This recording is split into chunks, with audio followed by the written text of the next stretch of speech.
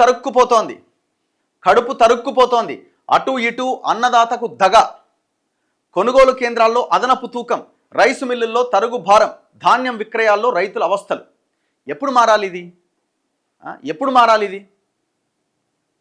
ముగ్గురు రైతులకు కొనుగోలు కేంద్రం జారీ చేసిన ట్రక్ షీట్లో 710 బస్తాలుగా నమోదైన దృశ్యం. ఇప్పుడు 710 బస్తాలు వచ్చింది కొనుగోలు కేంద్రంలో లారీలు ఎత్తిన తర్వాత. ఆడికి పోయిన తర్వాత ఎంత ఉండాలా? గదే 710 బస్తాలు ఉండాలి కదా. తరుగు పేరుతో రైస్ మిల్లుకు తరలించిన తర్వాత ట్రక్ షీట్లో 689 బస్తాలుగా నమోదైన వైనం. మరి ఇప్పుడు అదొక 10, ఇదొక 11 బస్తాలు కోత పేరుతో తీసేసారు. 21 బస్తాలు 21 బస్తాలు కోత పేరుతో పక్కన పెట్టేసారు. ఎంత ఘోరం చెప్పండి ఇది.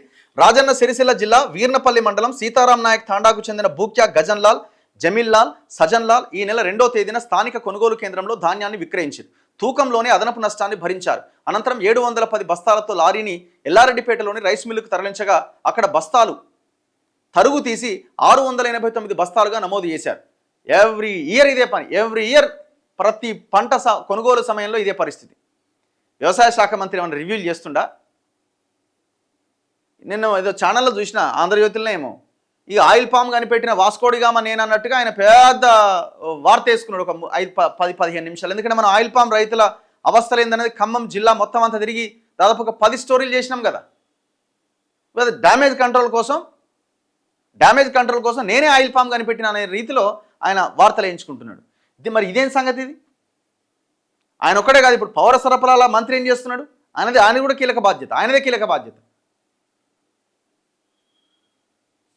యాసంగిలో అనేక కష్టాలు అధిగమించి వరి సాగు చేసిన రైతులు ధాన్యం విక్రయాల్లో దగాబడుతున్నారు. రాష్ట్రంలోని పలు చోట్ల కొనుగోలు కేంద్రాల నిర్వాహకులు, రైస్ మిల్లర్ల చేతిలో అన్నదాతలు నలిగిపోతున్నారు. ఎంత నష్టపోతున్నా ఏమీ చేయలేని స్థితిలో మిన్నకుంటున్నారు.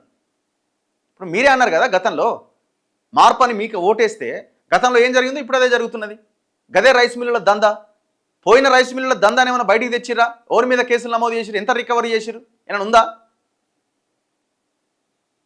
సిఎంఆర్ఎఫ్ రైస్ దందా, పీడిఎస్ రైస్ దందా, ఒక్క అంశంలో ఎవరినైనా పెద్ద లీడ్ దాని వెనకాల ఉన్న మాఫియాని ముఠాని బయటికి తీసుకొచ్చి ఏమన్నా అరెస్ట్ చేసి లోపలేసిరా?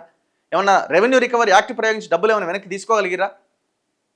నీ రైతు బంధొద్దు, నువ్వొద్దు. రైతు పంటని కొనుగోలు కేంద్రానికి తీసుకొచ్చిన తర్వాత పంటని సరైన సమయానికి కొనుగోలు చేసి తరుగు లేకుండా గిట్టుబాటు ధర కల్పించు. ఒక 500-1000 రూపాయల బోనస్. నువ్వు ఏ రైతు బంధు వద్దు, నీ మాఫీ వద్దు, నీ ఏది వద్దు.